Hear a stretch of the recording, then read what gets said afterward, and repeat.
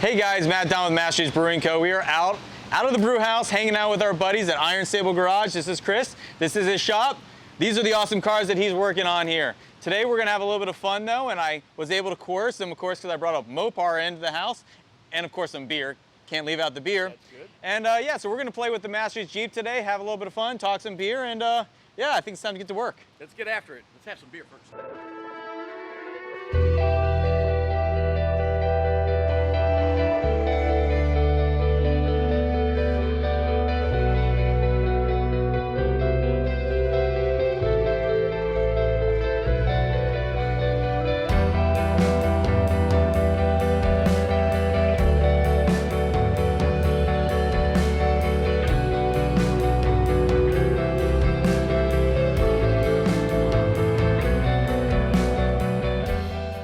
All right, so we're hanging out over here at Iron Stable Garage, lining out some parts right now for our RoughCountry 2.5-inch Jeep Wrangler JKU Unlimited lift kit.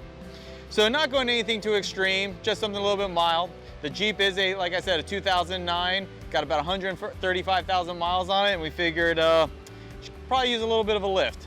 So we're just getting things organized right now, making sure we have everything, and then we're gonna go ahead and get started. Because right now, as you see the car sits, it does have a slight angle naturally.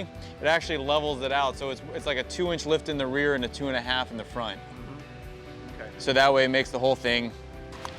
And you know, it didn't happen unless you put the sticker on it. Like, right. You can actually put the sticker on it by itself, Yeah.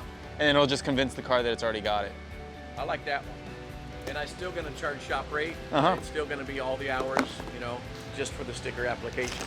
So what we're gonna do, instead of doing fast time when we do this installation, and it looks like it happens in 22 seconds, we're gonna put the sticker on, but we're gonna slow it down so it'll emulate 8 or 9 hours of work. So I think at this point it's kind of put it up in the air. Uh-huh. Let's do that. Let me get my knee pad.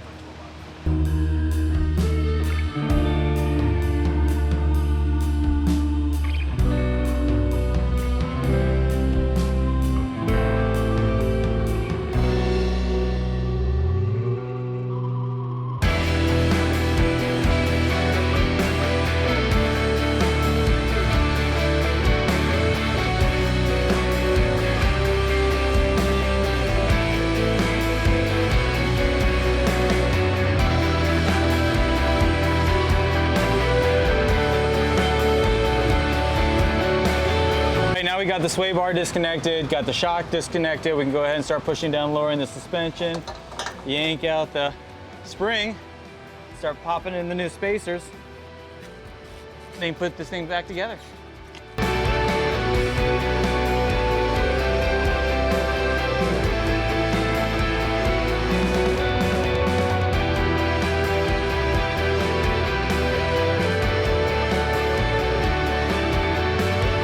So we got to put an extension piece on for the rear brake line, because since we're giving the car a lift, you need a little bit more distance for that brake line to be able to travel.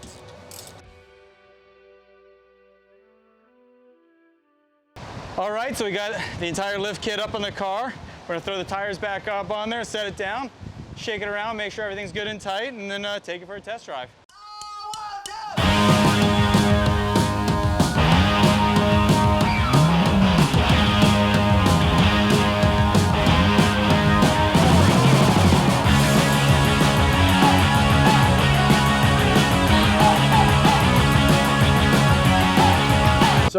So what do we got here, man? I love this. Look at this thing.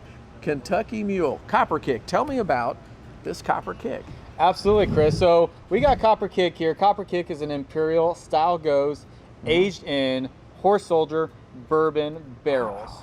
So again, thinking about coming to Iron Stable Garage to hang out, work out with some American muscle. Yeah, yeah. So figured nothing better than some good old Kentucky bourbon barrel aged beer. Perfect. So a Goose is a very traditional style beer that we threw a big twist on.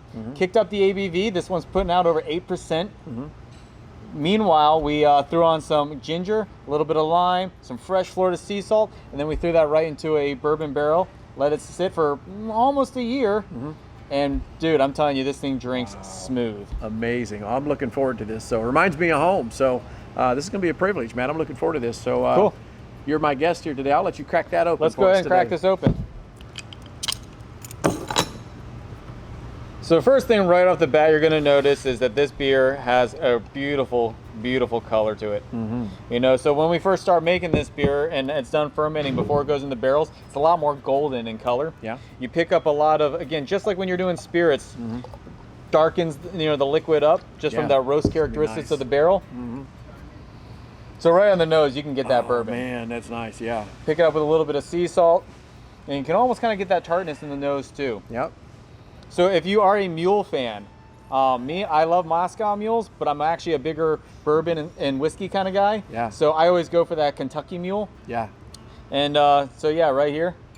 Here we go. Dive in. Oh yeah. Amazing.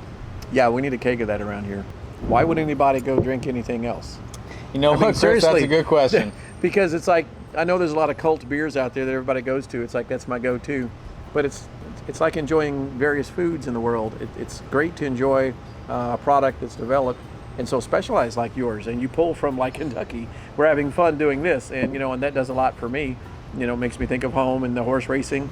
And that's part of our background with Iron Stable Garage. I grew up around, you know, witnessing all that industry as well as motorsports.